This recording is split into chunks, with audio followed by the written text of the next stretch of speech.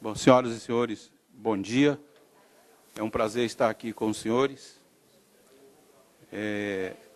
principalmente porque o segmento de telecomunicações, que é representado pelos senhores, para nós, como reguladores, é um dos mais importantes segmentos, porque vocês estão indo aonde os grandes não vão. Vocês realmente estão fazendo aquilo que a gente chama de massificação do acesso. Um dia eu ainda vou querer falar, Matarazzo, universalização do acesso, mas eu ainda não posso falar. Mas com a ajuda de vocês a gente vai chegar lá. O tempo é curto, eu preparei a minha apresentação em duas partes. Uma parte eu quero falar para vocês do que é e como está estruturada a Anatel agora. E na outra parte, é uma parte muito extensa, que não vai dar tempo a gente falar sobre ela toda, mas eu fiz questão de fazê-la porque ela acabará sendo para os senhores, principalmente aqueles que estão nas regiões mais distantes, como um compêndio regulatório, onde vocês poderão ir ali buscar os principais pontos que afligem vocês como regulados e que nos afligem como reguladores. Então, vamos lá. Bom, meu nome já foi dito. E aí eu plagiei aqui o Matarazzo, que em 2012 falou isso para vocês. E ainda está valendo, não mudou nada. Mesmo a Anatel fazendo uma reestruturação, essa aí é a mais pura das verdades. A Anatel passou por uma nova estruturação. A agência tentou fazer isso em 2005, deveria tê-lo feito em 2003, que era o prazo ideal para fazê-lo. Em 2003, a gente começou a perceber as grandes transformações nas comunicações, no setor de telecomunicações e TI, e não conseguiu fazer em 2005, conseguiu fazê-lo agora em cima dessas premissas. Estas foram as principais premissas que levou a essa reestruturação. Resumidamente, a última frase, ela diz o que se pretendia: desburocratizar, estar mais próximo do regulado e dar a ele uma celeridade no processo, tanto de compreensão do que é esse processo de regulação, quanto do que é o processo do sancionamento quando ele for impossível, dentro daquela visão de que o propósito do sancionamento não é arrecadar, é a ação pedagógica para se evitar a continuidade no processo de descumprimento de obrigação. Então, a Anatel está estruturada da forma que está esse edifício aí, e eu julguei que as duas áreas que vão estar mais próximas dos senhores, depois de autorizados, são essas duas superintendências. A de fiscalização, que eu não preciso fazer a apresentação, quase todo mundo conhece.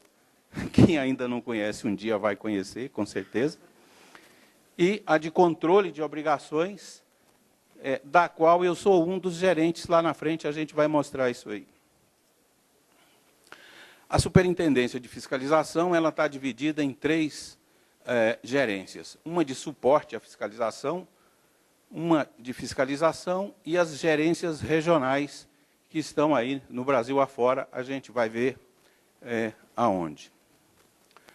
A gerência de suporte à fiscalização, a superintendência de fiscalização, está lá no regimento interno da Anatel, os senhores têm acesso a isso no site da Anatel. Ela tem aí 11 itens principais de sua competência.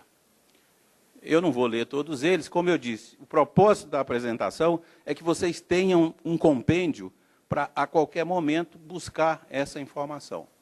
Mas, basicamente, o que ela faz é fiscalizar a execução, a comercialização e o uso do serviço de telecomunicações.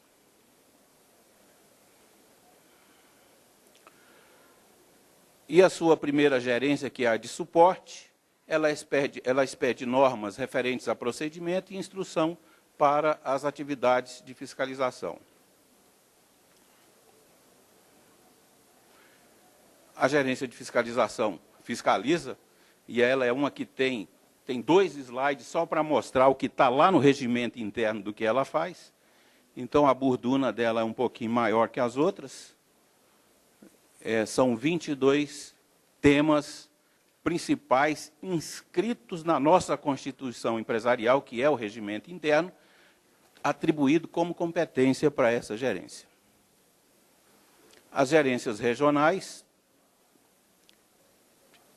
também têm 20 itens inscritos no regimento, e o propósito é mais ou menos o seguinte: nós vamos replicar nas gerências regionais, basicamente, os principais elos de conexão entre o agente regulador e o regulado, nos segmentos de outorga, fiscalização e controle de obrigações. Vocês têm uma representatividade dessas unidades organizacionais que estão na sede, nos escritórios regionais. Desculpa, nas gerências regionais. É pecado falar escritório regional na Anatel.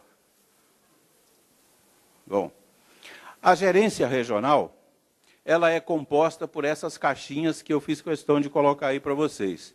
E nós temos representatividade nessas unidades da federação, que está inscrita aí no rodapé do slide. Então, quando eu tenho, por exemplo, São Paulo, nós temos uma gerência regional exclusiva para São Paulo. Quando eu coloco Rio de Janeiro e Espírito Santo, o primeiro estado é a sede da gerência. O segundo estado é uma unidade operacional vinculada àquela gerência para resolver os problemas, né? Com isso, nós cobrimos todas as unidades da federação. E o Distrito Federal tem uma unidade operacional especificamente para atender o Distrito Federal. Bom, e aí vem a superintendência na qual eu sou lotado, que é a Superintendência de Controle de Obrigações. O que a gente entende por controle? É o monitoramento, o acompanhamento e a apuração do descumprimento da obrigação, seja ela em que nível for, exceto, óbice, a fiscalização e infração técnica que ficou a cargo da Superintendência de Fiscalização. Bom, da mesma forma, quando os senhores lá forem se deleitar com essa apresentação no aconchego da sua empresa, quando clicar lá no que faz a Superintendência de Obrigações, vocês vão ver esse rol de 9 itens, e o primeiro deles diz tudo: acompanhar e controlar as obrigações das detentoras de concessão, permissão e autorização para explorar serviços de telecomunicações. Portanto, todo mundo. Não escapou ninguém.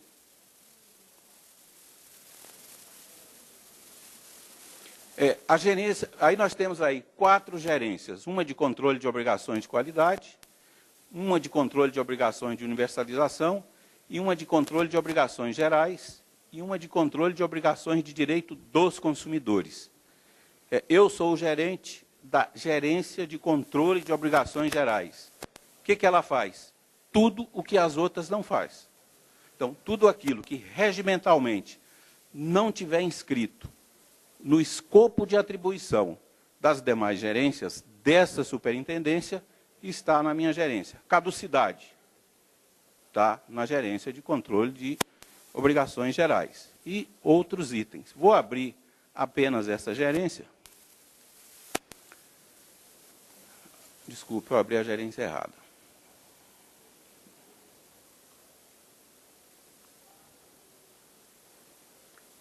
Está aí. Epa.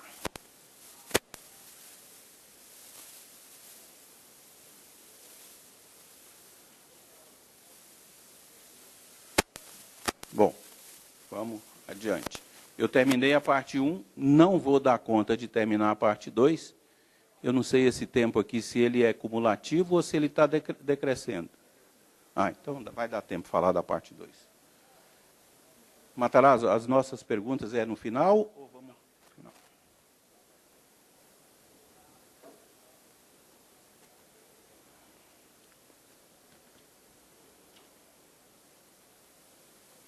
Bom, a agenda para a segunda apresentação ela está fundamentada nesses pilares que está apresentado nesse slide. E a nossa Bíblia é a Lei Geral de Telecomunicações, a Lei 9472, e os mais jovens, eu sugeriria que tivesse isso aí como livro de cabeceira, precedido de leitura da EM 231, a exposição de motivo 231, que mandou essa lei para o Congresso Nacional. Por que a EM 231? Porque essa exposição de motivos do Ministério das Comunicações, ela traça um retrato fiel do que eram as nossas telecomunicações até 1995, foi quando começou a lei mínima e todo o processo de abertura desse mercado. Bom, vamos focar bastante no regulamento de serviço multimídia, no regulamento de qualidade de serviço de comunicação, o RGQ-SCM. Tem aí um slide sobre as principais faixas de RF associadas ao SCM. Fala-se um pouquinho sobre regulamento sobre equipamentos de radiocomunicação restrita. O SISI, que é o Sistema de Coleta de Informação, tem muita gente sendo sancionada porque deixa de atender a resolução 73 da Anatel, de estar atualizando seus dados cadastrais no SISI. Isso tem gerado sancionamento bobo, gera problema para vocês e gera uma maçaroca de serviço para mim lá por coisa que não ajuda, nem resolve o seu problema e nem resolve o meu. Então, bom, tem um item que eu coloquei no final, que são as principais sanções, assim, o que mais aparece de sancionamento em cima de prestador de serviço SCM. E vocês vão ver que é bobagem. Tem gente recebendo caducidade por bobagem. Tudo que nós falamos aqui de regulamento está no portal de legislação da Anatel, que vocês podem entrar lá nesse endereço, legislação.anatel.gov.br, você encontra ali toda a legislação do setor de telecomunicações. A lei geral estabelece no seu artigo 1º, logo de cara, as competências da Anatel. E diz ela, compete à União, por intermédio do órgão regulador, nos termos das políticas estabelecidas pelo Poder Executivo e Legislativo, explorar a organização dos serviços de telecomunicações. E não foi por outra, senão por esta razão, que o Matarazzo, na apresentação dele de 2012, colocou aquela frase que eu peguei na abertura da minha apresentação. Aí a gente tem a definição de serviço de telecomunicações como um conjunto de atividades que possibilita a oferta de telecomunicação. E aí ele vai lá e diz que telecomunicação é a transmissão de tudo por qualquer meio, até tambor, se vocês conseguirem transmitir, a gente vai regular. E aí uma definição de serviço de valor adicionado, que está lá no artigo 61, da LGT, que é a atividade que acrescenta a um serviço de telecomunicações, que lhe dá suporte, que lhe transporta, né, com o qual não se confunde. SVA não é serviço de telecomunicações, mas ele é suportado por um serviço de telecomunicações. Ele não constitui serviço de telecomunicações. E no arcabouço regulatório existe um conjunto de figuras que não se confundem, elas não se misturam. Autorização para a exploração de serviços de telecomunicações está regulamentada lá no artigo 131 da LGT, autorização para uso de radiofrequência e licença para funcionamento de estação. É importante registrar que, para radiação restrita, não há outorga de autorização de uso de radiofrequência. Você não precisa de outorga para trabalhar na faixa free de frequência, e nem para produzir o transmissor ou operar o transmissor do controle remoto do seu portão. Então, é o que a gente está chamando de radiação restrita. Vamos lá ao conceito de estação de telecomunicações. é o conjunto de equipamentos ou aparelhos que vocês têm lá na sua estação. Obrigação de utilização de equipamentos sempre homologados. Esse é um item que, normalmente, o fiscal, quando vai lá com a faca na boca, é a primeira coisa que ele vai olhar. O equipamento está homologado, não está homologado. E aí já começa a complicação. E clandestino. Sobre clandestino, dentro da própria Anatel, a gente está tentando melhorar a forma de tratar isso aí. Porque o artigo 183, ele diz lá que isso é crime, está na esfera criminal. Pena de detenção de 2 a 4 anos, e o 184 define o que é atividade clandestina. Esse é um dos itens que mais gera sancionamento para os prestadores de serviço SCM.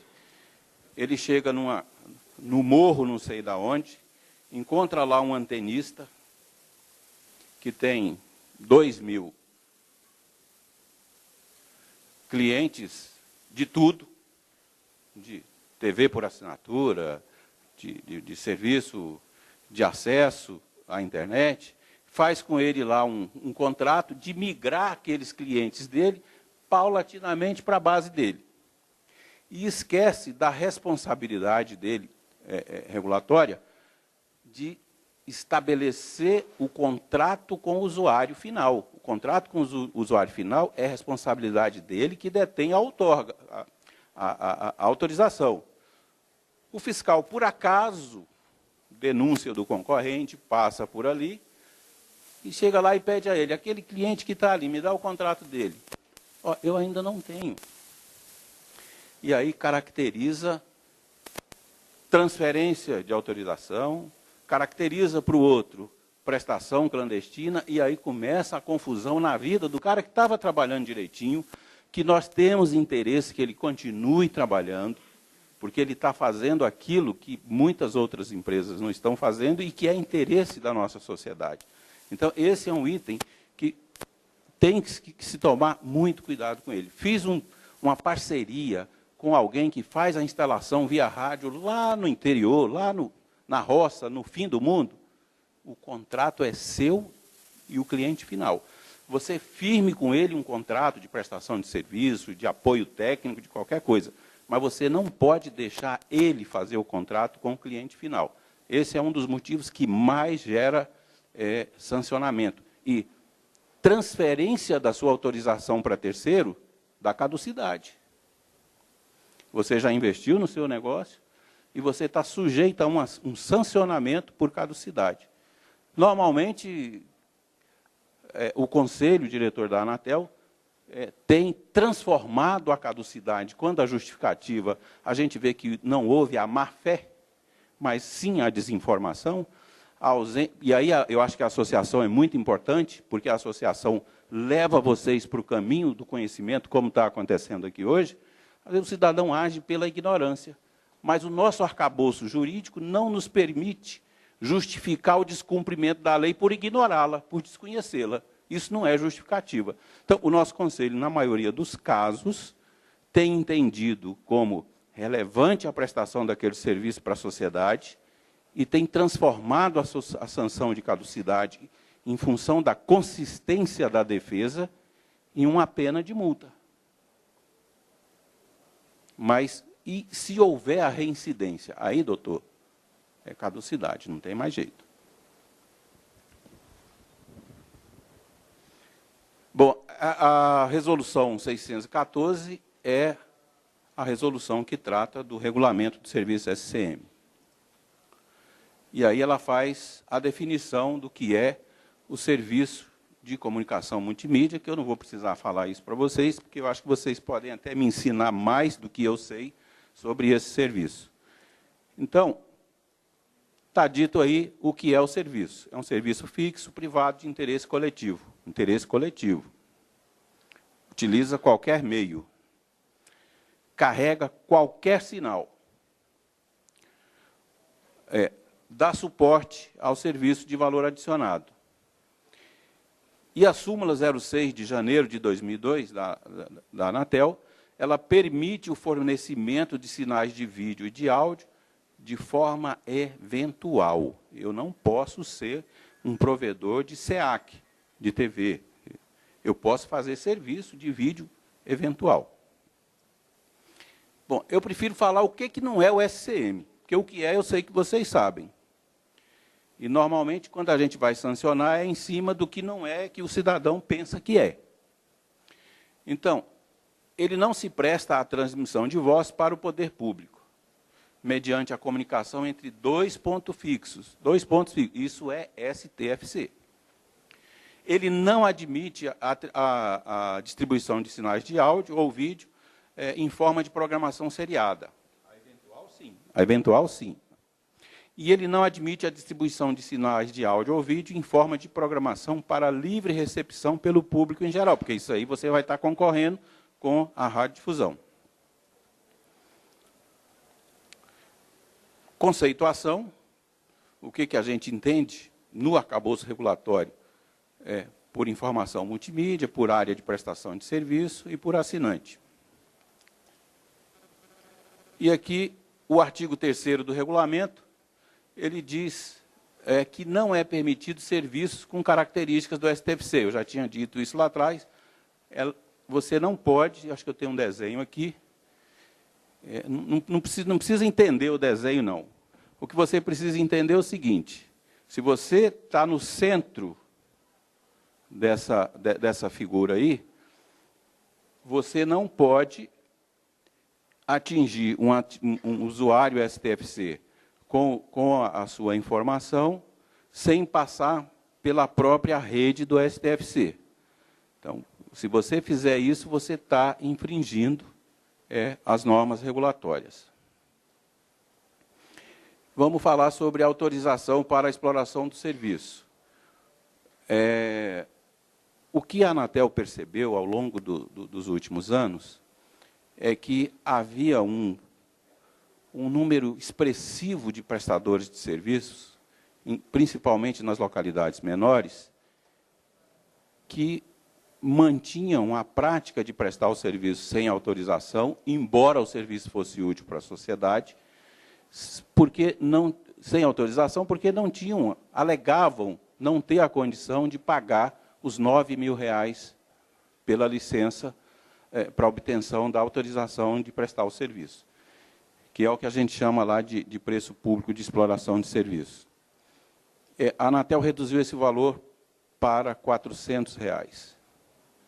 E é por isso que agora a fiscalização, quando pega o clandestino, ela manda mesmo para a esfera criminal, porque agora R$400 a gente julga que esse valor é um valor acessível, capaz do cidadão regularizar o seu próprio negócio. Além dos R$400, a gente sabe que a vida do prestador de serviço SCM não é fácil, pelo que já foi falado aqui. Ele tem algumas obrigações para com o Estado brasileiro. Então, ele paga a TFI, que é a taxa de fiscalização e instalação, está aí o valor de R$ 1.340,80 por estação licenciada. Lá na frente eu tenho um slide de alguns exemplos do que deve ser licenciado, o que não deve. Ele paga a TFF, que é a fiscalização em funcionamento, R$ 603,36 anualmente, tem que ser pago até 31 de março, também por estação. Ele paga uma contribuição para o fomento da radiodifusão pública de R$ 67,04. Esse recurso, essa obrigação tributária é decorrente dessa lei aí de 2008. E ele contribui para o FUST, sendo que as empresas inscritas no Simples estão isentas dessa contribuição. E tem que pagar os outros tributos todos e mais o imposto de renda. E tem que fazer a declaração para a Anatel. Os anexos da Resolução 614 de 2013, ele lista a documentação necessária para que você tire uma autorização. Como eu disse para vocês, eu fiz questão de colocar assim na apresentação uma sequência de informações, eu não vou falar todas elas aqui, até para que isso sirva como um elemento de consulta para vocês a posteriori. O mais importante é vocês terem esse acervo, porque ele te norteia até para você buscar mais informações adiante. Então, eu vou pular esse slide.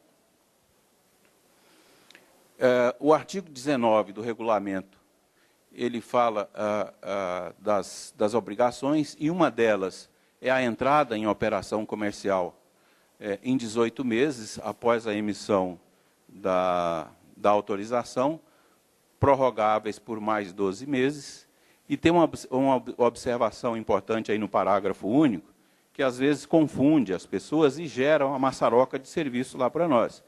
Então, esse prazo de 18 meses é para quem está inscrito.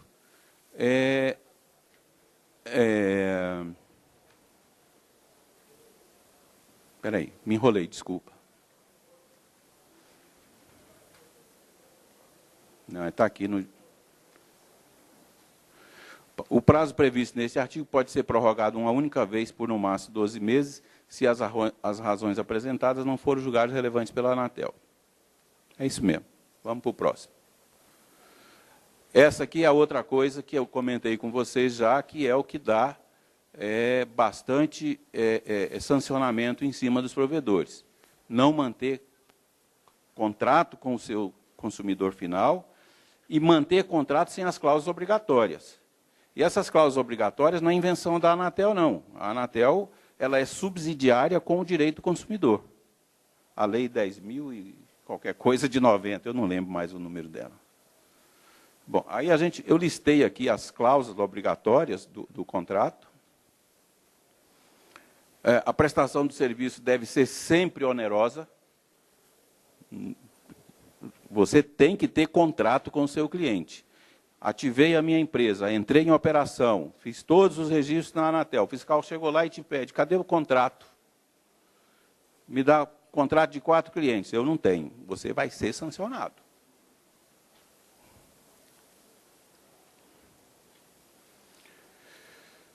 Bom, ainda tem minutos aqui. Prestação onerosa do serviço, o termo de autorização, você se compromete lá no termo de autorização ao pagamento dos encargos decorrente da exploração, por isso você tem que ser oneroso. Vamos ver aqui. A Anatel aprovou o regulamento de qualidade do serviço SCM e estabeleceu metas de qualidade para esses prestadores de serviço, do ponto de vista da rede e do assinante. Tem que ser cumprido por todas as prestadoras que não se enquadrarem no conceito de prestadora de pequeno porte. O que é pequeno porte? Aquelas que têm igual ou menor a 50 mil acessos em serviço. Esse cumprimento não é que ela está desobrigada de cumprir, mas se ela quiser cumprir, para nós será muito bom. Por quê? Porque ela está assegurando a qualidade para o cliente dela. É opcional para quem tem menos de 50 mil acessos. E vamos falar do SIS, que é o Sistema de Coleta de Informação. As prestadoras são obrigadas a manter os seus dados atualizados no SIS. Inclusive as de pequeno porte. Não é? Essas informações no SIS, elas são importantes para vocês e elas são importantes para nós.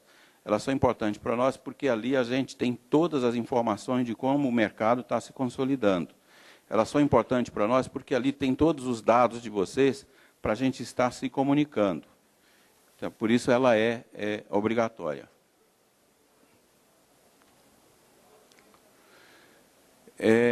Isso aqui é outro ponto importante, quando o prestador de serviço SCM estabelece contratos com terceiros. É assegurado você pode ser um prestador de serviço SCM sem ter nenhuma estação. Você pode ter um contrato com um provedor de rede, que tenha toda a infraestrutura, você faz esse contrato com ele. Você pode ter um contrato onde a estrutura é sua, mas manutenção é toda de terceiro. A única coisa, repito, que você não pode fazer é terceirizar o seu contrato com o consumidor final do seu serviço. Quem detém a autorização para a prestação do serviço é a sua empresa. E a ela é atribuída a obrigação da relação cliente-empresa. Isso aí é sagrado, você não pode terceirizar. Você vai ficar responsável, está lá no parágrafo 1º, a prestadora, em qualquer caso, qualquer das configurações que ela escolher para prestar o seu serviço, rede própria, planta própria, equipamento próprio, rede de terceiro, planta de terceiro, em qualquer caso, ela vai continuar responsável perante a agência e os usuários pela exploração e execução do serviço. Isso está na resolução 73 e está reforçado na resolução 614. Você vê que o legislador tomou o cuidado de reforçar 2 vezes isso aí. Na resolução 73, ele é peremptório em dizer que as concessionárias, quem detém concessão, está sujeito a essa obrigação. E, na resolução 614, ele reafirma isso para as autorizadas, que é o caso dos prestadores de serviço de SCM. A mesma redação. Vamos falar um pouquinho sobre radiação restrita.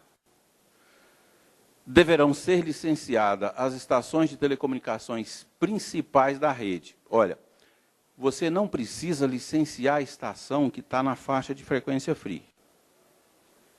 Mas presta atenção, se eu tiver uma estação de telecomunicações que interliga diretamente a minha empresa a um provedor, a uma empresa maior que me provê acesso para que eu faça a minha distribuição e venda para os meus clientes, independente de ter ou não ali uma estação funcionando em frequência free, essa estação tem que ser licenciada.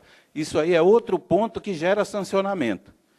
Eu estou interligado com a Embratel, ao backbone via Embratel ou via uma outra operadora qualquer, mas aqui está a minha estação que eu não preciso licenciar, mas você precisa licenciar, não pelo 2.5, pela frequência free que você está utilizando. Você precisa licenciar porque aquela é uma estação que você está se interligando ao backbone. Então, isso aí é outra coisa, essa confusão gera muito desgaste e sancionamento para nós, repito, e para vocês. E vocês vejam que é infração, e até eu vou abrir um parênteses aqui e registrar para vocês o seguinte, nós estamos num trabalho profundo lá na Anatel agora, tentando criar um regulamento para a aplicação daquelas infrações simples como essas.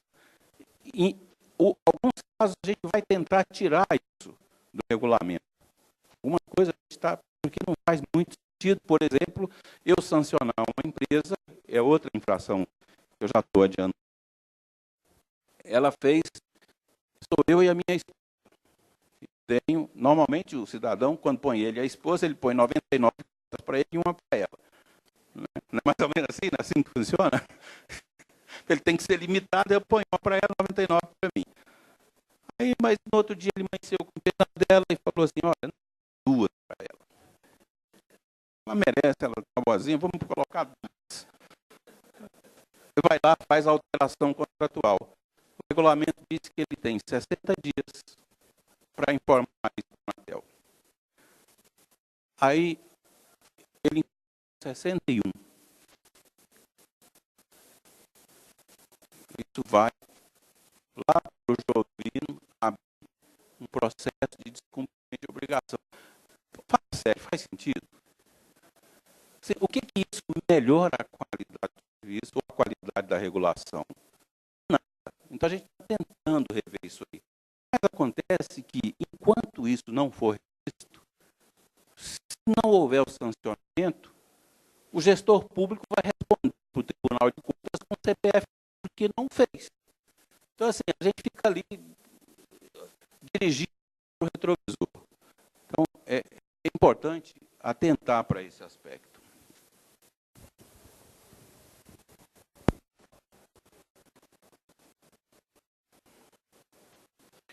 A outra coisa, essa informação aí também ela gera confusão.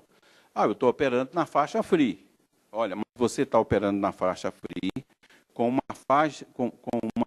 um nível de potência que agora esse nível de potência associado à localidade aonde você está prestando o serviço exige licenciamento daquela estação. Os advogados são pessoas muito sábias, né? E quando a gente escreveu lá localidade, a primeira coisa que ele entra com defesa é o seguinte: olha, nós estamos aqui na rua tal, no bairro tal, e a rua tal e o bairro tal não tem 500 mil habitantes. Então, aí...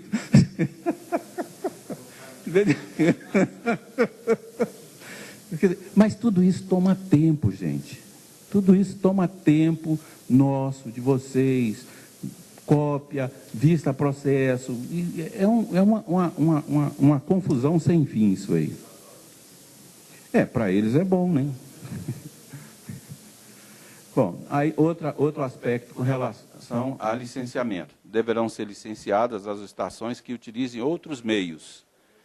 Fibra ótica, par trançado, radiofrequência, diferente de radiação restrita, como suporte para a atividade de telecomunicações, né? Elas são obrigadas a se licenciarem. E aí vai uma série de outras. Eu peguei, assim, as principais, que são aquelas que geram mais complicação para nós e para vocês. Aqui eu falo das potências, as potências máximas permitidas, e aqui tem qual é o objetivo do CIS, que eu já acabei falando para vocês. É criar um banco de dados com informações do setor regulado, para que haja uma maior interação entre regulado e regulador e toda a sociedade. Aí tem a tela de consulta do CIS. Vamos falar sobre o FUST. Eu não quero falar muita coisa sobre o FUST, porque o FUST é a invenção do Matarazzo.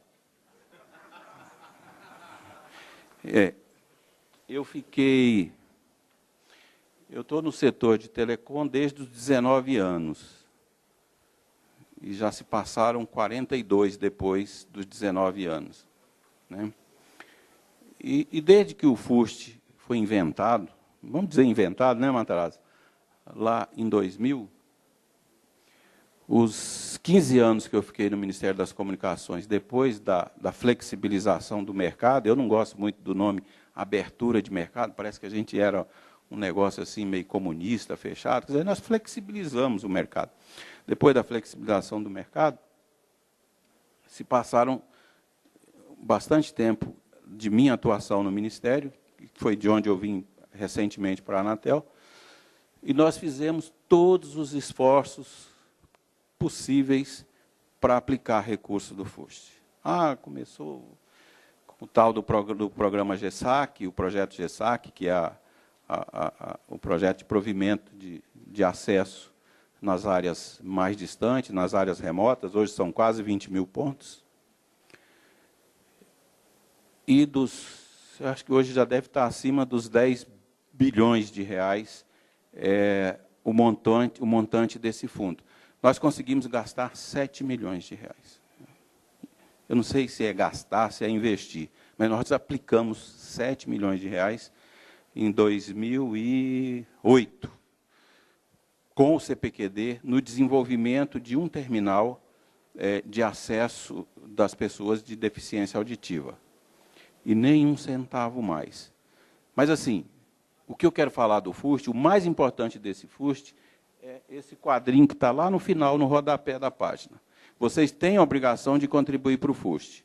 E se vocês tiverem alguma dúvida a qualquer tempo sobre isso aí, está aí o contato, onde vocês podem fazer contato para tratar desse assunto. A mesma coisa sobre o Fistel, a mesma observação. Quais são as leis que regulamentam o Fistel e aonde vocês podem ir buscar informação detalhada sobre o Fistel dentro da agência. Funtel, a mesma coisa. O objetivo maior é essa informaçãozinha aí. Como vocês vão ter acesso à apresentação, vocês têm aí tanto o caminho no portal de internet da Anatel, que é o portal, a gente está reformulando o portal da Anatel é extremamente complexo para poder você buscar uma informação lá dentro. Às vezes a gente que está trabalhando lá busca no Google primeiro, para depois buscar no portal. Então, mas essa coisa está sendo melhorada. E tenho 3 minutos para falar dos modos de fiscalização. A Anatel tem a fiscalização presencial, que é feita através da ação de campo, o não presencial, que é através do requerimento de informações, a gente solicita para vocês as informações, e vai circularizar, vai bater essas informações com o que tem de cadastro de vocês, às vezes com uma denúncia que alguém fez para tentar chegar a um entendimento.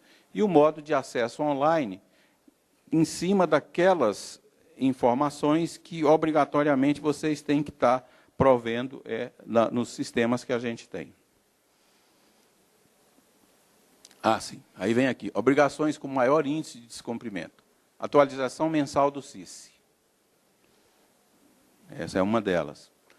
Transferência da autorização para a exploração do SCM e da autorização para o uso de radiofrequência a ela associada, sem prévia anuência da Anatel.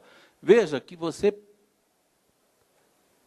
pode chegar na Anatel e fazer um ajuste lá com ela de determinada situação que você está vivendo no momento.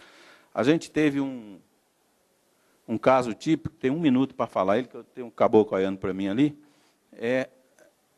o cidadão no Rio de Janeiro, numa região, aquelas regiões controladas por milícia, ele não era SCM, ele era TV por assinatura. Ele implantou a empresa dele, aí chegou para a Anatel e falou, lá tem um gato net. Algum fiscal foi lá, subir no morro? Até hoje. Então, para ele poder absorver o mercado, ele chamou os gato net e fez um acordo com eles. Você passa a ser o líder da comunidade, que vai dar a manutenção, que vai atrás, eu te pago tanto e vou absorvendo os clientes. Pelo meio do caminho, a fiscalização chega nele e fala, eu quero todos os contratos que você tem. Aí achou todos. Aí o cara foi lá, na entrada do morro, que era o mais fácil, menos perigoso. O senhor é cliente de quem? Da Gato Net. Então voltou lá, sanção de caducidade no cidadão. Então, assim, veja que há determinadas incongruências que podem ser resolvidas se houver um cuidado maior, tanto de vocês, quanto da instituição que representa em vocês, em mantê-los informados sobre o arcabouço regulatório, que é complexo, mas é obrigação da agência. Essa aproximação de vocês com o ente de classe, ela é muito importante, porque vocês são representados, passam a ser representados ante o órgão regulador por uma entidade que tem conhecimento técnico sobre o assunto, a nível de poder orientá-los.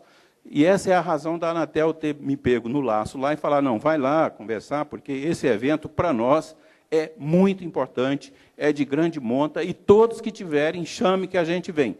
Pode ser que não venha eu, venham pessoas até mais bem preparadas do que eu, para poder estar debatendo e discutindo esse assunto com vocês. Acabou meu tempo, muito obrigado. Uma salva de palmas para o Jovino.